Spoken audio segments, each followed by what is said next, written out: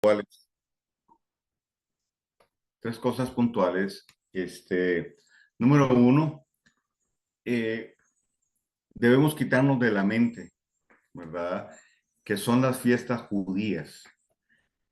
Eh, son conceptos bastante errados y fuera de contexto, porque cuando el Eterno entregó la Torá en el Sinaí, ya estaban estipuladas las festividades y la casa de Judá, de donde nace el judaísmo, no estaba como tal. ¿Ok? Entonces, decir que las fiestas son de los judíos solamente, es decir, la religión, el judaísmo es la religión de la casa de Judá, pues es injusto, porque hay 10 tribus más a las cuales el Eterno les entregó en aquel momento la Torá. En todo caso, las festividades van mucho más atrás del Sinaí, ¿verdad? Abraham celebró Pascua o Pesaj, inclusive Abraham diezmó. Entonces, para los que dicen que el diezmo es de la ley, perdón, pero Abraham diezmó y la ley fue dada mucho tiempo después, ¿verdad? Entendiendo la entrega de la Torá en el Sinaí. Entonces, no son fiestas del Eterno, y como ya vimos en Levítico 23, son las fiestas del Eterno, son sus fiestas. Él las estableció, Él las inventó, Él las creó. El otro punto importante en relación a las festividades, y bueno, como dije la clase anterior, hay muchos de ustedes que ya este tema lo conocen, lo manejan, ¿verdad? Para otros es nuevo, comillas, ¿verdad? Pero a los que repasan, reafirman el conocimiento. El otro punto importante es que todas las festividades hablan de Yeshua, ¿ok? El primer pacto, o como le llaman Antiguo Testamento, todo tiene que ver con la sombra, ¿verdad? De lo que había de venir. Todo anunciaba y apuntaba a Yeshua. Y las 9 festividades, ¿verdad? Las 7 que fueron entregadas en el Sinaí y las 2 posteriores, como ya vimos, Hanukkah y Purim, todas hablan de Yeshua. Todas tienen un cumplimiento en él, ¿ok? Todas. Y ahorita vamos a ver que de esas festividades, 4 ya se cumplieron en Yeshua. Bueno, 5, 6 se cumplieron en Yeshua, incluyendo a Hanukkah y a Purim. Lo tercero que creo que es importante es que todas las festividades tienen una proyección profética. Las festividades fueron establecidas por el Eterno como un reloj profético para marcarnos tiempos, pero también para hablarnos del orden, el orden en que habrían de suceder los acontecimientos finales. Entonces, las festividades son un reloj, pero también son como una especie de mapa que nos guía, que nos lleva a entender las festividades. En la próxima clase, posiblemente vamos a estar hablando de los diferentes significados o los nombres que reciben las festividades, ¿verdad? Entonces, algunos se confunden, por ejemplo, porque a Hanukkah se le llama la fiesta de las luces, pero también uno de los nombres de la fiesta de tabernáculos o Sukkot es la fiesta de las luces también. ¿Por qué se le llama igual? Bueno, eso lo vamos a ver, lo vamos a ver, lo vamos a ver después. Vamos a ver que la fiesta de Yom Teruah, que se le adjudicó el nombre babilónico de Rosh Hashanah, ¿verdad? Que es el nombre de festividad babilónica, ¿ok? Su nombre bíblico es Yom Teruah, el día del trompetazo final, ¿ok? Entonces, en esa festividad, por ejemplo, uno de los nombres que recibe es el día que no se sabe, el día que no se sabe. Y es muy interesante porque esa festividad es la única que se celebra en luna nueva. ¿Ok? Y como ya vamos a ver, la luna es el calendario del Eterno, es lunar. ¿Ok? Se rige a partir de la luna y con la luna el cambio de mes. Ok. Cuando Yeshua dice que el día ni la hora no se sabe, está refiriéndose a la fiesta de Yom Teruah. Pero eso lo vamos a ver después. ¿Ok? Otro ejemplo podría ser la fiesta de Shavuot o Pentecostés, pues que muchos dicen que es la fiesta del bautismo en el Espíritu Santo, lo cual es totalmente equivocado, ¿verdad? Aunque sí se dio la llenura en aquel día en el aposento alto, ¿verdad? Que era una esquina del templo en una casa, no una casa de 2 pisos. Eh, en ese lugar, el Eterno había dicho, esperen ahí, vayan ahí y esperen la promesa. ¿Cuál era la promesa? Joel 2:28 al 30. La llenura del Espíritu de Dios. Entendiendo que la llenura es un proceso, ¿ok? Dos idiomas originales, el verbo está en sentido continuo. No es que somos llenos en una experiencia, estamos y vamos siendo llenos. ¿Ok? Esa festividad es la fiesta de la Torá, de la entrega de la Torá. Pero también, como la Torá es una ketubá, y ketubá es contrato matrimonial, también es la fiesta de una boda. ¿Ok? Anuncia la boda del Cordero. Pero eso lo vamos a ver luego. Solo estoy lanzando ahí algunas cositas para que vayamos calentando. Ok, entonces las festividades tienen una proyección profética. Yo no voy a entrar, como ya lo dije, en el tema de cómo se celebra la festividad, ¿verdad? Pero sí me interesa mucho el tema de la proyección profética. Podríamos hablar de los simbolismos en la festividad de Yeshua, ¿verdad? Podríamos hablar, ¿verdad?, del cumplimiento histórico en la escritura de las festividades, pero tal vez mi énfasis va a ser la proyección profética de las festividades. ¿Ok? Bueno, vamos a ayudarnos con la presentación del PowerPoint.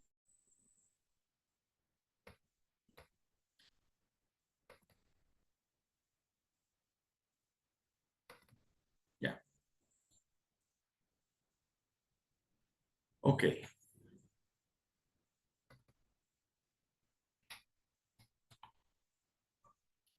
Bien, repasamos entonces Levítico, Levítico 23, ¿ok? Donde el Eterno establece dos palabras que son claves para entender la proyección profética de las fiestas.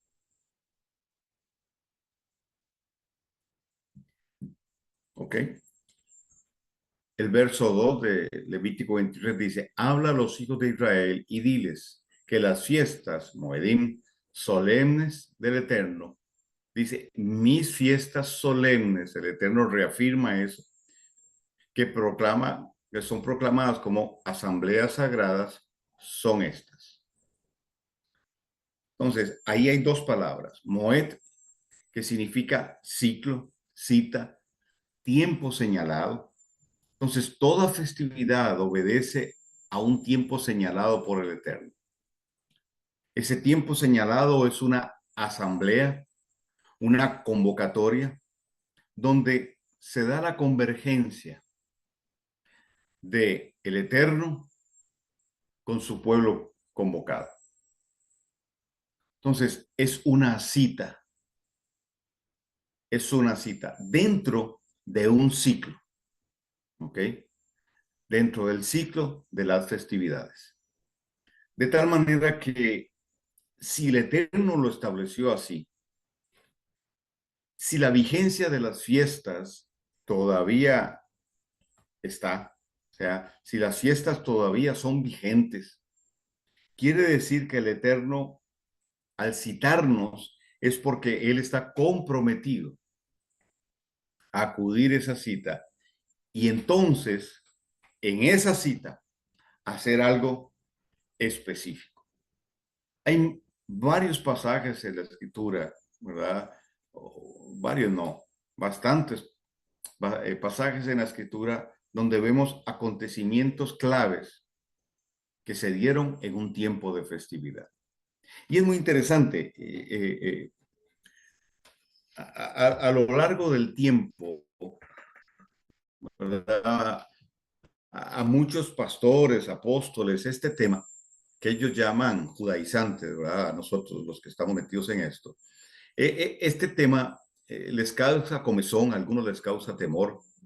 Eh, eh, Muchos lo critican, pero muy poco lo investigan, ¿verdad? Pero les causa temor.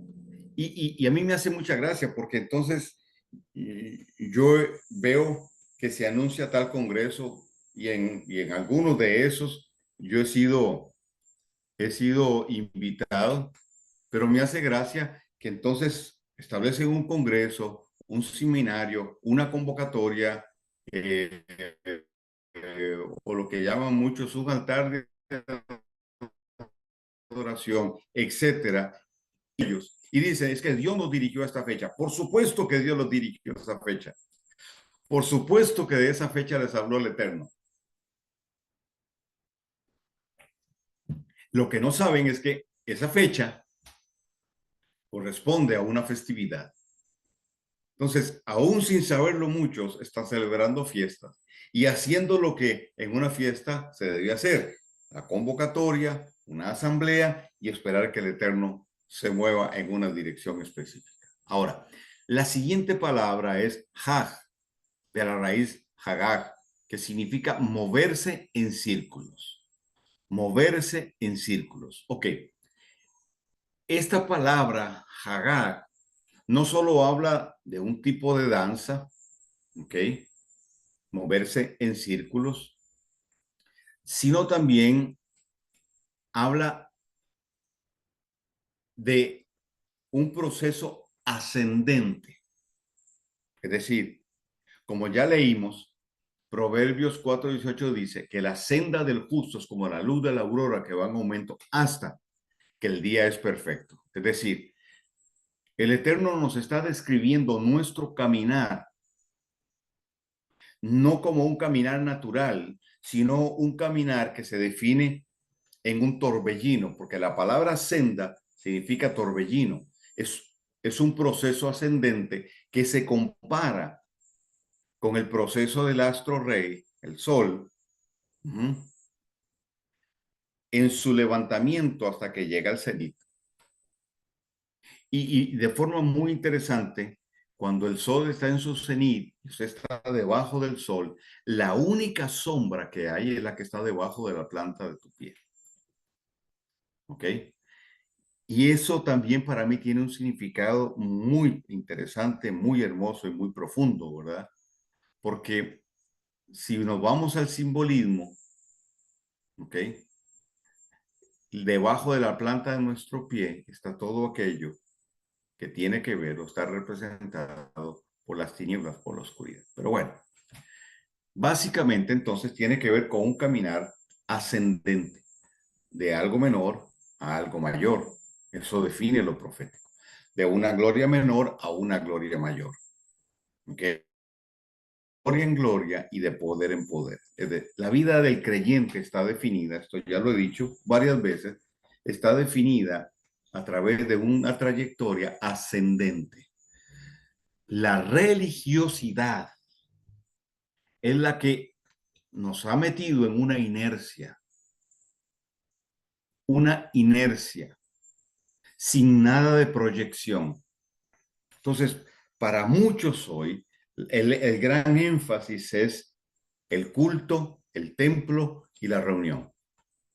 No digo que no sea importante, pero no es la prioridad. No es el énfasis. El énfasis es el reino. Entonces, muchos entienden de iglesia local, entienden de visión de la iglesia local, de su grupo o denominacional, pero no se entiende, no se discierne, no se proyecta el reino. Las festividades nos sacan de ese contexto, porque las festividades forman parte de ese mover profético de activación, de proyección, donde hay impartición, donde hay trascendencia, rompiendo el ciclo de la inercia. Por eso la importancia, y lo recalco y lo diré cuantas veces más sea necesario, la importancia de entender que estamos rompiendo con el sistema religioso. Estamos quebrantando el sistema religioso. ¿Ok? También la palabra Hagag está relacionada con procesión, con una procesión.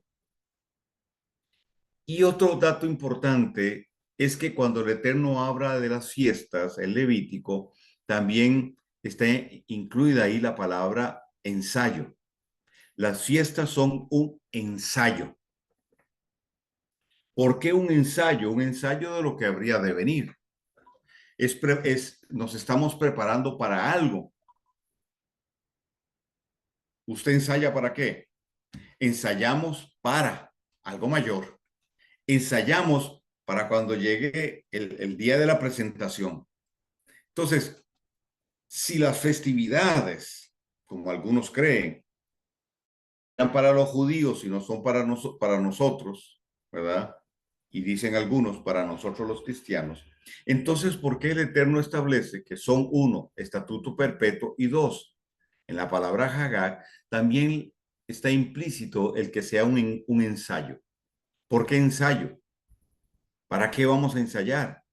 Bueno, de forma muy interesante, el libro de Zacarías nos habla de la festividad de tabernáculos que en el milenio se celebrará. Y subiremos de año a año a Jerusalén, Zacarías 14, a celebrar la fiesta de los tabernáculos. Qué interesante. Si están obsoletas, si están abolidas, como muchos dicen, ¿por qué entonces están en el milenio? Y los que creen en el milenio tienen que creer en la festividad de tabernáculos. Entonces el Señor dice, vayan ensayando desde ahora. Ok.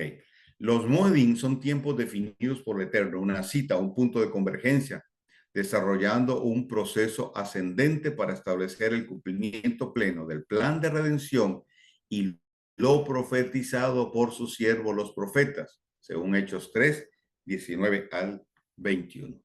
Entonces, en este esquema, yo les planteo ese proceso ascendente, ¿ok? Por un lado, ciclos de vida que nos llevan a la madurez y al cumplimiento pleno, ¿ok? Las festividades, como ya rápidamente vimos cuando les hice el esquema de cuáles son las festividades y lo que significan, las festividades contienen principios de vida. Cada festividad tiene un énfasis, pesa, por ejemplo, libertad. El Señor nos hizo libres de la esclavitud del pecado, pero está liberándonos de cosas internas. La festividad de Pesaj, entonces, tiene que ver con un proceso interno. Los principios que encierran nos hablan de un proceso interno para irnos haciendo libres. No podríamos entonces hablar solamente del día 14 del primer mes, como el día de la fiesta solamente. No, tenemos que hablar que sí, hay un día donde la fiesta se celebra, pero el principio de la festividad y el proceso del Espíritu Santo de Dios en mi vida, en tu vida, nos acompaña durante los 365 días del año. Entonces, creer que las festividades están limitadas solo al día de es equivocado, porque el principio que encierra la fiesta me lleva a vivirlo, a ser procesado por ese principio todo el resto del año. Pero lo que yo recibo en Pesaj del Eterno me impulsa, me alimenta, me lleva hasta allá. Y así sucesivamente con todas las festividades, de tal manera que no solo rompemos inercia, sino que vamos creciendo, sino que vamos madurando y nos vamos proyectando en ese proceso ascendente, el cual nos habla Proverbios 4:18. Pero también, por otro lado, son los ciclos que nos llevan al cumplimiento profético pleno de lo que el Eterno dijo, de acuerdo a su reloj profético. Entonces, como dije anteriormente, las festividades nos marcan, nos señalan el orden de los acontecimientos finales. Podríamos usar la palabra escatología, no es la más correcta, pero para que nos entendamos cuando hablamos de proyección profética y cumplimiento pleno. Estamos hablando de aquello que tiene que cumplirse, que fue profetizado, que ya el Eterno habló. Entonces, estamos avanzando hacia allá. Y yo creo y entiendo que en este despertar, donde estamos alineándonos con el Eterno, alineándonos con los Moedim del Eterno, acudiendo a las citas y a las convocatorias, estamos siendo activados en una mayor dimensión del reino, de poder, de capacitación, etcétera, para cumplir nuestro rol en estos tiempos finales. Entonces, el tiempo transcurre en un sentido profético y al nosotros ir avanzando sobre ese trazo, nos convertimos en el elemento, en la herramienta de Dios para llevar a cumplimiento aquello que fue dicho. De ahí entonces la importancia, la relevancia, la trascendencia de las festividades. A través de las festividades, como una de las herramientas, estamos provocando que los tiempos sean acortados. Yeshua lo dijo, lo había dicho anteriormente, lo vuelvo a repetir. Y a causa de los escogidos, los tiempos serán acortados.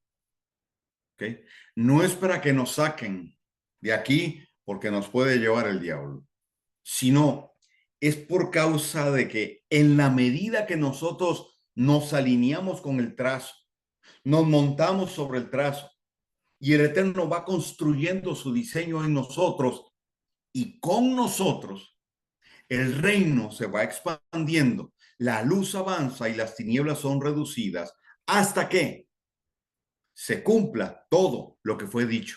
Entonces, los tiempos son acortados, no se van a extender. El trabajo del enemigo es extender el tiempo.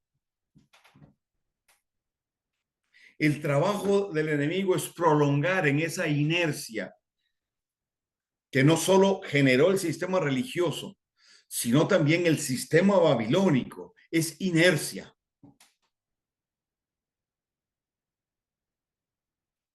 Para prolongar.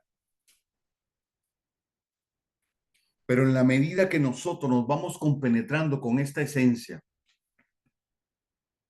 somos impartidos de manera más plena y nuestro trabajo será mucho más efectivo. Seremos más eficaces para cumplir lo que nos toca. ¿Ok?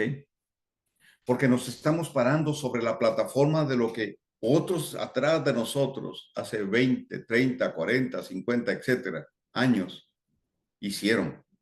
Entonces, cuando hablo de algo mayor, cuando hablo de ser más eficientes, de ninguna manera estoy ni denigrando ni menospreciando lo que otros han hecho atrás. Ah, porque no estaban en las raíces hebreas, entonces, no, espérate. El reino de Dios ha avanzado, el Eterno sigue edificando su quejilá. Pero para este tramo es necesario un despertar. Por un lado, a las raíces, a nuestras raíces hebreas, a nuestra esencia, no judías, porque no tiene que ver con judaísmo, a nuestra esencia y despertar a la proyección profética de lo que él ha estado hablando. Entonces, el regreso de Efraín a casa, de la casa de Efraín o la casa de Israel, el reino del norte, es vital. 2 días te daré vida, mas al tercero te resucitaré. Tiene que ver con el despertar de la casa de Efraín y este mover que estamos viendo de gente entendiendo que sus raíces van mucho más allá del judaísmo, más allá del cristianismo. El cristianismo, ojo, el cristianismo romano, porque en el fondo no somos cristianos.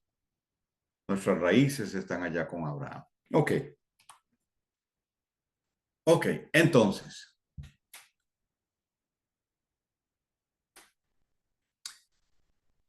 en ese verso, Levítico 23, esos dos versos, del 4 al 5, volvemos a leer, dice, estas son las fiestas del Señor, las convocaciones santas a las cuales convocaréis en sus tiempos determinados. En el mes primero, entonces aquí ya empieza a describir las festividades.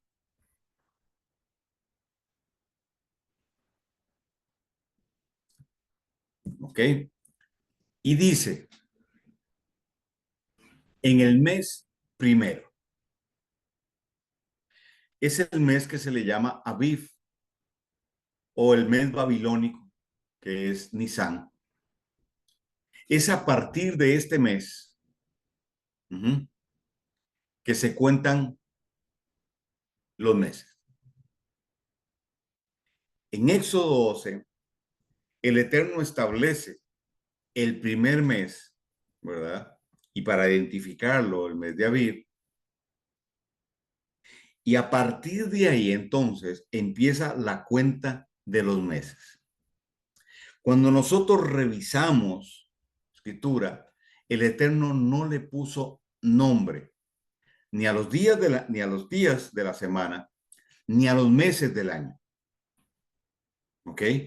Lo que usted ha visto es una construcción de los judíos de los judíos que regresaron de la deportación a Babilonia, que trajeron esos nombres, pero no son los nombres que el Eterno estableció, porque tenemos el mes de Tamuz, una deidad, ¿verdad? Y otros nombres que están relacionados o con deidades o con fiestas babilónicas. Sí, ¿quién es el judaísmo? Y ellos son los que han promovido esto. Mas nosotros entendemos, y por las investigaciones que se han hecho, que eso no es así. Entonces, el mes primero, mes segundo, mes tercero, cuarto, quinto, sexto, etcétera, hasta llegar al mes 12. En el calendario del Eterno, los meses se llaman así, por número. Mes 1, mes 2, mes 3. Y en la cuenta, el mes 1 está establecido en Éxodo 12. Este será el primero de los meses. ¿Cuándo? Cuando se celebró Pesaj. ¿Cuándo? Cuando el pueblo de Israel salió de Egipto. Este será el primero de los meses. Quiere decir que el año nuevo, si usted le quiere llamar así, para mí es el inicio de ciclo, es en ese mes primero. En ese mes primero es que se celebra la festividad de Pesaj. Eso es entre marzo y abril. ¿Ok? En ese mes también se le celebra, después de Pesaj, los panes sin levadura, que son 7 días. ¿Ok? Y pasado el Shabbat, se celebra la fiesta de los primeros frutos, que se llama en hebreo Bikurim. ¿En qué tiempo se celebra? En el mes primero. ¿Ok? Entonces, no usamos la palabra año. La palabra Shana, ¿verdad? Que se ha usado Shana Tová, y se ha traducido como feliz año nuevo. La palabra Shana en su traducción más pura es ciclo. Entonces, el calendario del Eterno plantea ciclos y esos ciclos se definen a partir de las lunas nuevas. A partir de la luna nueva del primer mes, empieza el conteo. ¿Ok? Entonces, astronómicamente es calculable. Se puede anticipar este tema. Porque el Eterno estableció la fiesta de Rosh Hodesh.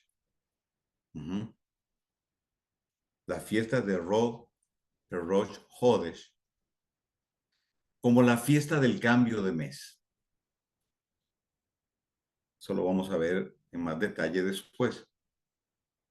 Es decir, en la costumbre bíblica, para observar el cambio de mes, que era con la luna nueva, se enviaban 2 testigos a un lugar alto para que desde ahí se pudiese observar el momento en que la luna nueva empezaba a ser invadida, voy a decirlo así, por el primer rayito de luz, que sería el cuarto creciente. Estaría dando inicio el cuarto creciente. Como la luna nueva no se ve, ¿verdad? Por lo menos de este lado del multiverso. Entonces era necesario que estos 2 testigos pudieran ver esa pequeña lucecita que se hacía como una especie de cachito, que normalmente se da entre el día segundo y el día cuarto. Y a partir de ese momento se sonaba el chofarot y se daba el anuncio que el mes había cambiado. Entonces se celebraba la fiesta de Rojo que ver con la anticipación del mes, con sus respectivas proclamas, anticipando el mes, lo que sucedería, lo que el Eterno haría en el mes, se hacía una fiesta. Y se sonaban los shofarot. Entonces, el anuncio de los 2 testigos tenía que llegar a manos de la autoridad, y cuando llegaba a la autoridad, bueno, a manos no, pero a oídos de la autoridad, y cuando la autoridad corroboraba esto, entonces oficialmente él daba el cambio de mes. Y entonces se encendían antorchas en los diferentes montes para que la gente que estaba más lejana, que no podía estar en Jerusalén, supiera que el mes ya había cambiado. ¿Ok? ¿Por qué se hacía esto? Porque el Eterno estableció que la luna nueva era la que marcaba el ciclo de Shana, el Shana, o sea, el ciclo lunar. Determinaba el año, para que nos entendamos. ¿Ok? Hoy, en el mundo secular, se usa el calendario en Oriente, sobre todo el calendario gregoriano. El calendario gregoriano que tiene su origen en el calendario griego, pero curiosamente no, pero de forma muy interesante, los calendarios de Oriente son lunares, chino, etcétera, no solares. El calendario bíblico es entonces un calendario lunar. En el mes tercero, finales del mes tercero y principios más o menos del mes cuarto, entre mayo y junio, se da la festividad de Shavuot. En el mes séptimo se dan las 3 festividades que algunos le llaman mayores. Yom Teruah, Yom Kippur, que es el día de la expiación, y la fiesta de Sukkot o tabernáculos. ¿Ok? Esto entre septiembre y octubre. Yeshua nació en Sukkot, en tabernáculos, el primer día de tabernáculos. La fiesta dura 7 días y al 8º día, en la fiesta de Simchat Torah, Yeshua fue presentado en el templo para hacer el ritual de la circuncisión. ¿Ok? Entonces, en el mes séptimo se dan estas 3 festividades. Luego viene la festividad de Hanukkah, que se da entre noviembre y diciembre, más o menos, ¿verdad? A finales del mes noveno, principios del mes décimo, sería más o menos septiembre, octubre. Y luego la festividad de Purim, que se da al final del mes doceavo y principio del mes uno. Normalmente a finales del mes doceavo. Febrero y marzo. ¿Ok? Pues con esto lo que pretendo es que usted tenga un panorama pues más amplio, ¿verdad? De las 9 festividades. Pesach, panes sin levadura, Bikurim, Shavuot, Yom Teruah, Yom Kippur, Sukkot, Hanukkah y la festividad de Purim. Ahora, vean qué interesante, porque la venida de Yeshua estuvo marcada. La venida de Yeshua, su primera venida y su segunda venida, marcada por las festividades bíblicas. Oseas 6:3 dice, y conoceremos y proseguiremos en conocer al Eterno. Como el alba está aparejado a su salida y vendrá a nosotros como la lluvia tardía y temprana a la tierra. ¿Ok? Esta es una profecía muy, pero muy interesante, ¿verdad? ¿Por qué? Porque la lluvia tardía está relacionada con la primera con la primera venida de Yeshua. ¿Ok? Está relacionada con las festividades de primavera. ¿Ok? Pongo Purim porque se da muy cerca de Pesach, pero Pesach, panes sin levadura, primicias y Shavuot son las fiestas de primavera. Sobre todo estas 5 que fueron entregadas en el Sinaí son conocidas como las fiestas de primavera. ¿Ok? Es a lo que se le llama la lluvia tardía, relacionada con la primera venida de Yeshua. ¿Ok? Luego tenemos las festividades de otoño. Están relacionadas con la lluvia temprana. La lluvia temprana tiene que ver con la segunda venida de Yeshua. Yom Teruah, Yom Kippur y Tabernáculos o Sukkot. Dentro de eso, dentro de estas está Hanukkah. ¿Ok? Purim significa victoria plena, ya lo vimos. ¿Qué es lo que encierra la venida, la primera venida de Yeshua, su muerte, su resurrección, su ascensión, su coronación, ¿verdad? Él nos dio victoria. Y las otras festividades, ¿verdad? Están abrazadas por Hanukkah, que tiene que ver con la consagración, tiene que ver con el fuego que purifica. Entonces, Yom Teruah, Yom Kippur y Sukkot son las fiestas de otoño relacionadas con la lluvia temprana. La segunda venida de Yeshua. ¿Ok? Entonces, las festividades de la primavera nos enseñan acerca de la primera venida de Yeshua, es decir, la lluvia tardía. Según el relato de Isaías, la profecía de Isaías, Yeshua vendría primero como el siervo sufriente.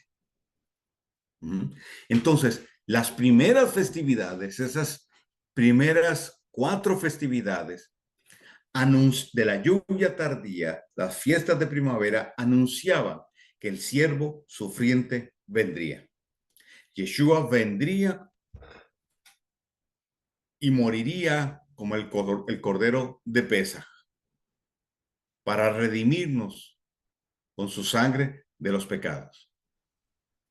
Moriría al tercer día, cumpliendo la señal de Jonás.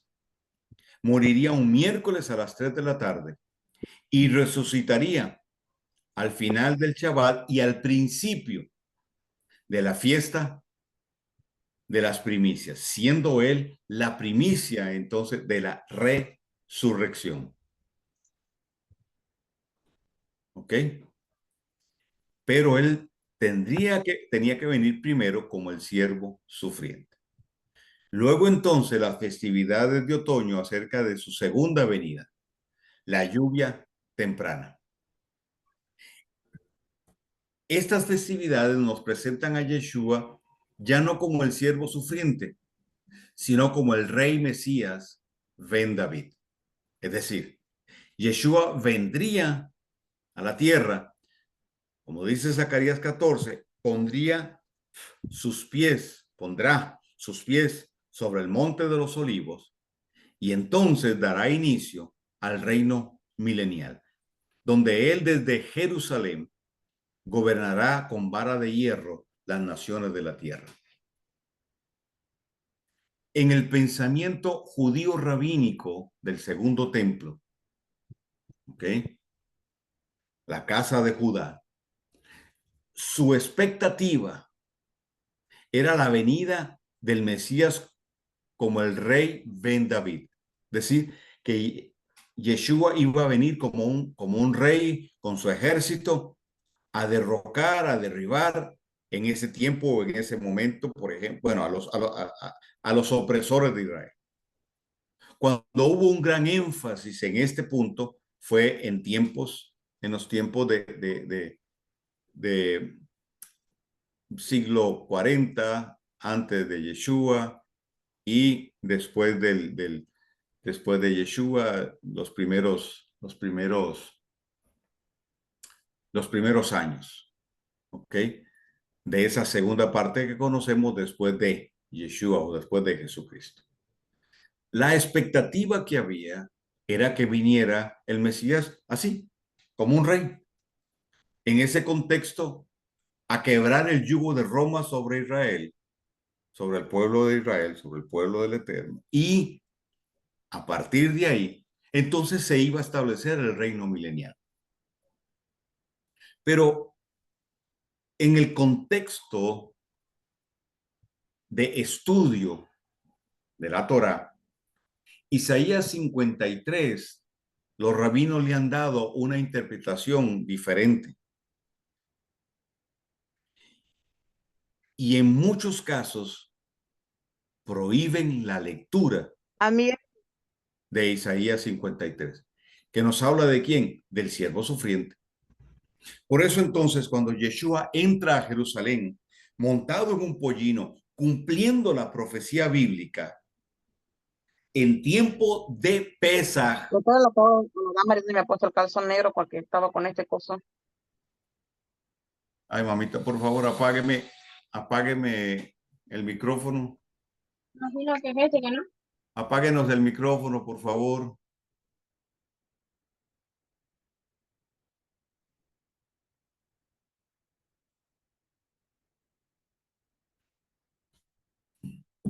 Ok. Entonces, Yeshua entra montado en un pollino a Jerusalén. Y dice la escritura que la gente saca palmas y la pone a la vera del camino, pero espérate, las palmas eran de tabernáculos. Es decir, la gente entendió que él era el Mesías. Ajá.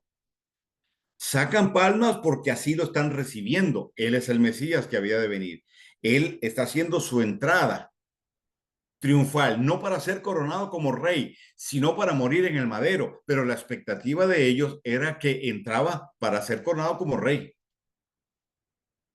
La gente sí creyó en Yeshua, porque él cumplió las señales del Mesías. Solo que ellos dijeron, no, no, entonces hay un error en las cuentas. No es Pesaj, es tabernáculos. Ya vino el Mesías. La gran decepción se da cuando él muere en el madero, incluyendo a Pedro, a Keifa, que como celote, que eran como los guerrilleros de ese tiempo, ¿verdad? Los celotes creían firmemente que el Eterno, que Yeshua vendría así como el hijo de David, como un rey, ¿verdad? Pedro cree que Yeshua es el Mesías y su expectativa también era de que él, cuando llegara su momento, diera a conocer quién es. Pero cuando lo ve muerto en el madero, su expectativa como celote lo traiciona y él termina negándolo como ya entonces sabemos que sucedió. ¿Ok? ¿Estamos claros ahí?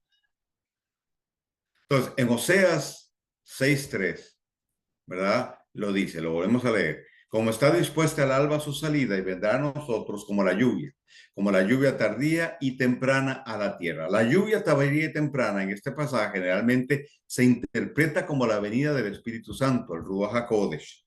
¿Ok? Esto es de hecho una interpretación y aplicación válida. Claro que sí. Sin embargo, la lluvia tardía y temprana también se refiere a la primera y segunda venida del Mesías. Es fundamental el entendimiento de esto.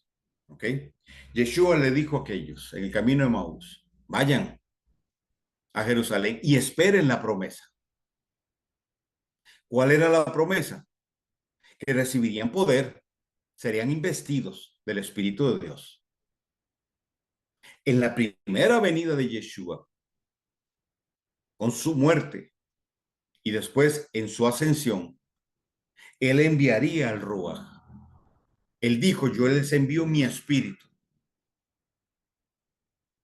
¿Ok? Y fueron llenos ese día, Hechos 2, cumpliéndose lo que el Eterno había profetizado.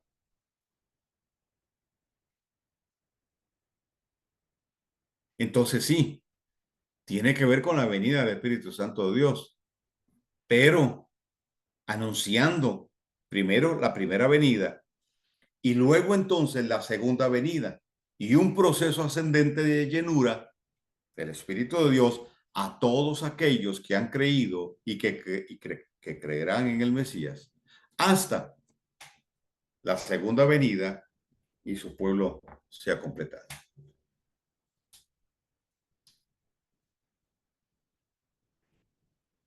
Ok, entonces, las fiestas de primavera, Pesaj, que anunció la muerte de Yeshua. El anuncio profético de Pesaj fue la muerte de Yeshua. Esta festividad ya tuvo cumplimiento. ¿Ok? La fiesta de primicias, ¿de qué hablaba? De la resurrección de Yeshua.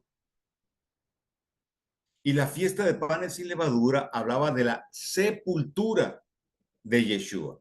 Entonces, Pesaj, Yeshua moriría. Panes sin levadura, Yeshua sería sepultado. Primicias, Yeshua resucitaría.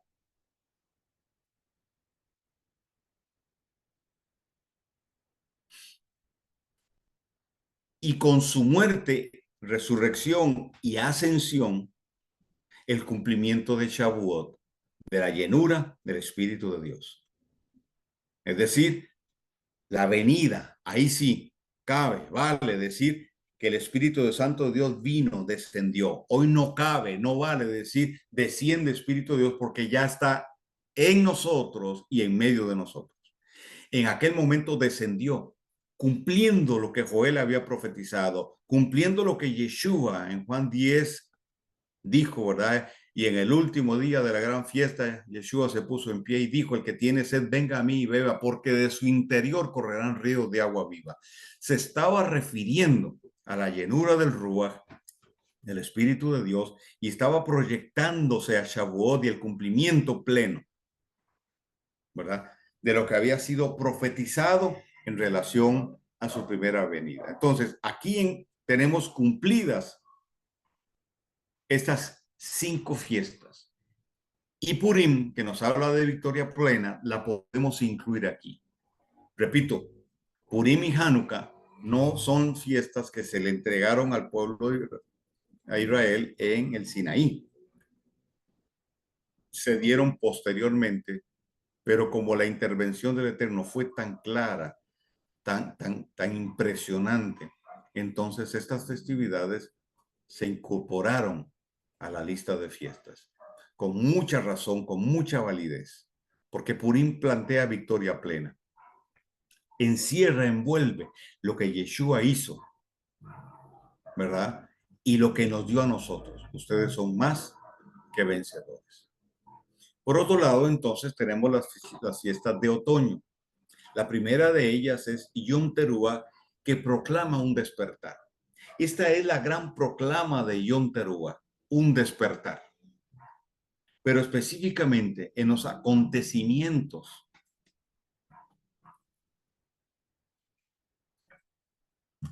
de proyección y cumplimiento profético, Yom Teruah, y esto lo vamos a ver en más detalle más adelante, es la festividad donde se sonaba el chofar y a ese sonido de chofar se le llamaba el toque final. Pablo lo menciona, solo que en la traducción de Tesalonicenses dice y a la final trompeta, pero no es la final trompeta, porque no se suena una trompeta, se suena un chofar o los chofarot, plural de chofar. Entonces, al toque final del chofar, dice, los muertos en Yeshua resucitarán primero. Quiere decir que esa festividad, allá adelante, en algún momento, va a ser clave, porque va a anunciar la resurrección de Yeshua. Este es un despertar no solo profético, sino físico también. Entonces ahí donde Pablo dice, y seremos tomados y nos encontraremos con él. Yo no creo un rapto secreto. Tal vez usted dice, tal vez, bueno, la palabra arrebatamiento, ¿verdad? Ser sacado de en medio de, a mí sí me cansa un poquito. Pero yo no creo en que, como se cree bajo la doctrina del rapto, que nos vamos a ir para el cielo y que vamos a vivir allá. Yo no entiendo cómo pueden sostener una doctrina como esa cuando claramente dice que Yeshua va a descender, pondrá sus pies sobre el monte de los olivos y gobernará por 1000 años sobre la tierra. Y entonces nosotros, según la doctrina del rapto evangélico, cristiano y pentecostal, ¿dónde vamos a estar? En el cielo. ¿Y para qué vamos a estar en el cielo si Yeshua está en la tierra? Eso yo no lo entiendo. Para mí no tiene congruencia. Pero sí claramente Zacarías establece que Yeshua descenderá con sus ángeles y con nosotros.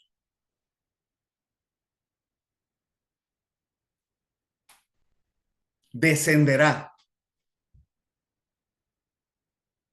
Entonces, Yom Teruah, allá adelante en el futuro profético del Eterno, plantea nuestro encuentro con Yeshua, nuestra transformación como en un abrir y cerrar de ojos. En mi opinión e interpretación, para celebrar las bodas del Cordero. Yom Kippur, que es el día de la expiación, es cuando Yeshua entró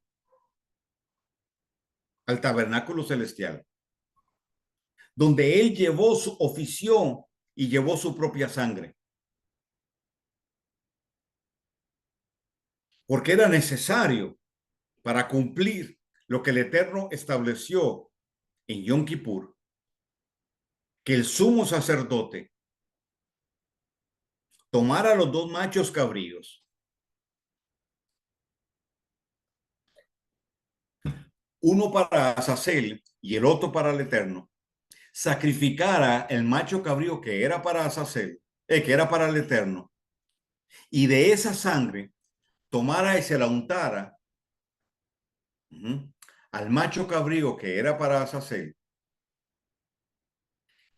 y fuera escoltado ese macho cabrío al desierto y se le enviara a Azazel, como una forma simbólica, ¿verdad? De decir que los pecados que fueron lavados por la sangre, ahora eran devueltos a él. Y otra porción de la sangre era llevada por el sumo sacerdote al lugar santísimo y ahí con un lebrillo la rociaba sobre el lado derecho del propiciatorio.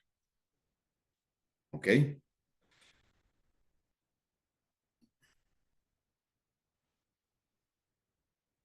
Ahí entonces se consumaba el rito de la expiación y el perdón de pecados del pueblo. Cuando Yeshua asciende, él lleva su propia sangre. Ya no bajo el sacerdocio arónico, sino bajo el sacerdocio según el orden de Melquisedec, del cual él era sumo sacerdote. Lo establece el Salmo 10. Ven y siéntate a mi diestra hasta que ponga a tus enemigos por estrado de tus pies, porque tú eres sacerdote para siempre, según el orden de Melquisedec. Hebreos 7 habla de Melquisedec y mi opinión mía y de muchos es Yeshua. Muchos dicen que Melquisedec, el que se encontró con Abraham, era Sem. Pero claro, eso lo establecen los judíos. La casa de Judá es la que establece eso. El rabinato es la que define eso. Pero no están contemplando Hebreos 7, cuando claramente dice que Melquisedec, no el orden, sino Melquisedec, la persona de Melquisedec, dice que no tenía genealogía, ni padre ni madre, ese Yeshua. ¿Ok? Él entró al tabernáculo y ahí ofició. Entonces vemos un cumplimiento hermoso de Yom Kippur en ese sentido. Pero por otro lado, Yom Kippur también plantea el tribunal de Yeshua, es decir, donde nosotros, los santos, los redimidos, la novia del Cordero, vamos a ser juzgados, ¿verdad? No para vida eterna, sino por lo que hicimos y abrirá el libro de la vida. Pero luego entonces de eso descenderemos para celebrar la fiesta de los tabernáculos y el reino milenial, la fiesta de Sukkot. La fiesta de Sukkot habla de la majestad del Padre, habla de la paternidad. ¿Ok? Habitamos en tiendas, que eso es lo que se celebra, ¿verdad? Pero en su proyección profética vamos a habitar en la Nueva Jerusalén por 1000 años y gobernaremos con Yeshua. Sukkot anuncia, o más bien, Sukkot nos habla, como ya dije, del nacimiento de Yeshua. ¿Ok? Estas tres últimas fiestas se cumplirán plenamente en su segunda venida. ¿Ok? Entonces, estamos en un proceso de llenura, porque fuimos redimidos, porque fuimos apartados para, salvos. Y en este proceso de llenura estamos siendo preparados, capacitados para aquel gran día, el de Yom Teruah. Para entonces se consolide la boda, se consuma el matrimonio, entonces la novia del cordero, ¿verdad? Pueda, ¿cómo se llama? Establecer, como se le concede a la mujer en la boda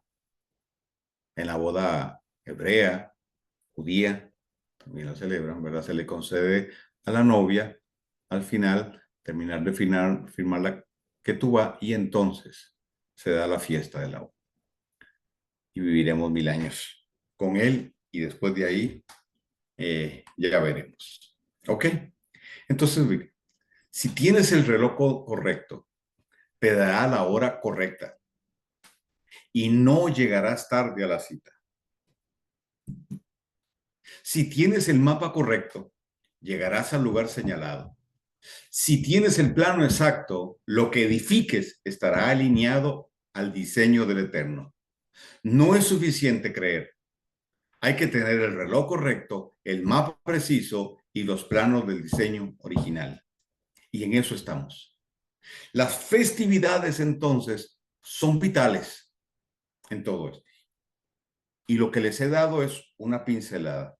La clase siguiente vamos a entrar un poquito más en otros detalles que nos puedan ayudar a entender mejor, a ubicarnos mejor en relación a qué fue lo que el Eterno nos entregó, para qué nos lo entregó.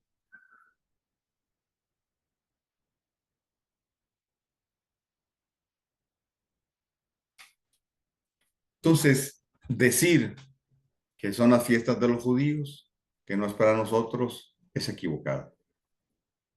Encontrar a Yeshua en las festividades es hermoso, pero también ver las fiestas como un reloj profético, como una guía de los acontecimientos finales y como una fuente de provisión para mi proceso interno de restauración, de llenura, de capacitación, es importantísimo.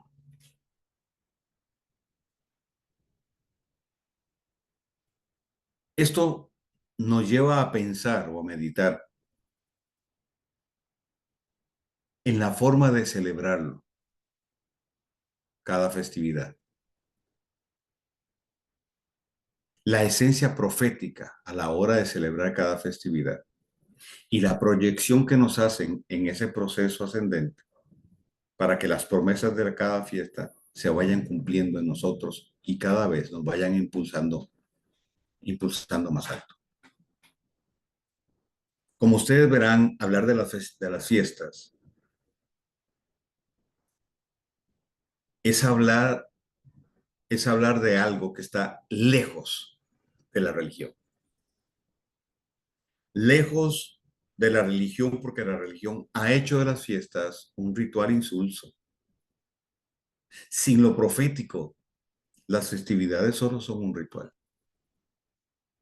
Pero con lo profético y el entendimiento correcto, la festividad es una plataforma para ir ascendiendo. Entonces, estamos hablando de cultura. Estamos hablando de la cultura del reino.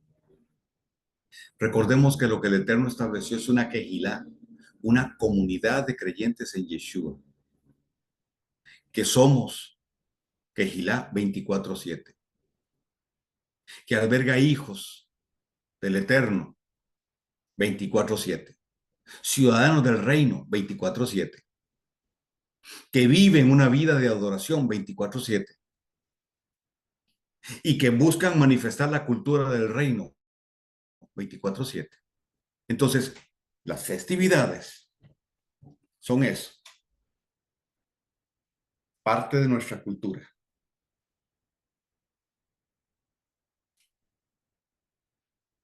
Es la esencia que está marcada en la nueva naturaleza.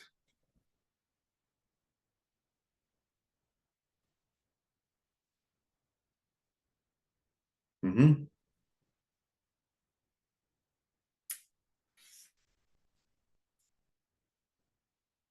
Cada quien es libre de pensar o de interpretar, inclusive hasta de concluir en relación al tema. Porque las festividades no tienen que ver con salvación. Hay gente que dice es que si no guarda las fiestas no es salvo. Mentira, eso no dice la Torá. La salvación es por gracia, a través de la obra de Yeshua, no por obras. Entonces no tiene que ver nada con salvación. No en el sentido de ser redimidos, de dejar de ser hijos o seguir siendo hijos del Eterno. Pero sí tiene que ver con la proyección profética y tiene que ver con nuestro crecimiento, no solo espiritual, sino también nuestro crecimiento emocional, psicológico, etcétera. es la cultura del reino. Bien, concluimos aquí y la próxima, de hoy en 15 días, retomaremos el tema e iremos un poquito más allá. Para que, y durante estos 15 días, si usted tiene preguntas, pues ya saben, como les decimos siempre, ahí está el chat del WhatsApp.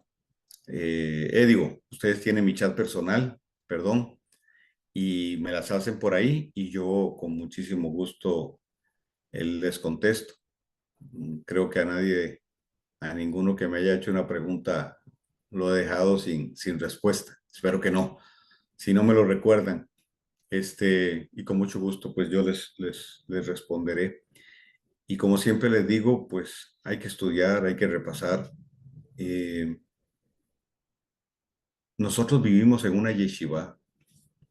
Cuando Yeshua nos alcanzó, él es el moré por excelencia.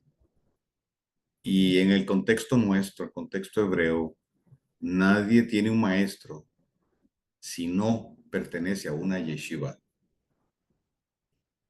¿verdad?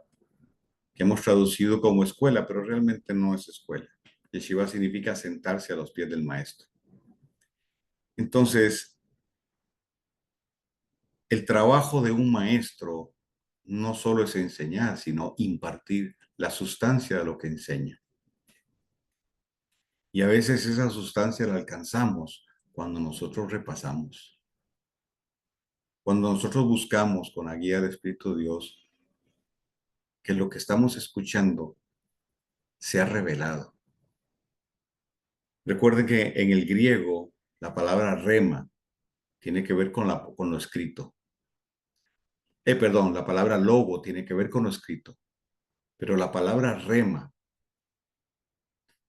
¿verdad? Es lo que se desprende de lo escrito en la escritura, en la Biblia, para que se convierta en revelación. Pero la tercera palabra es grafo. Grafo significa grabar. Entonces, lo que leemos y nos es revelado debe grabarse.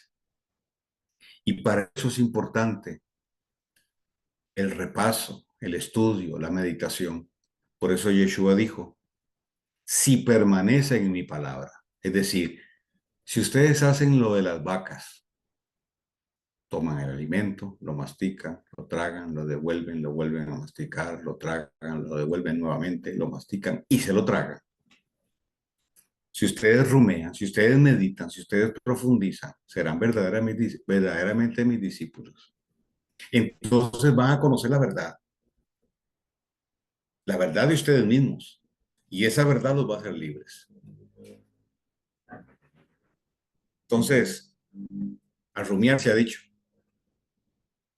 que traducido a nuestro español sería meditar. Meditar en la palabra. Meditar en lo que el Eterno estableció. ¿Ok? Muy bien.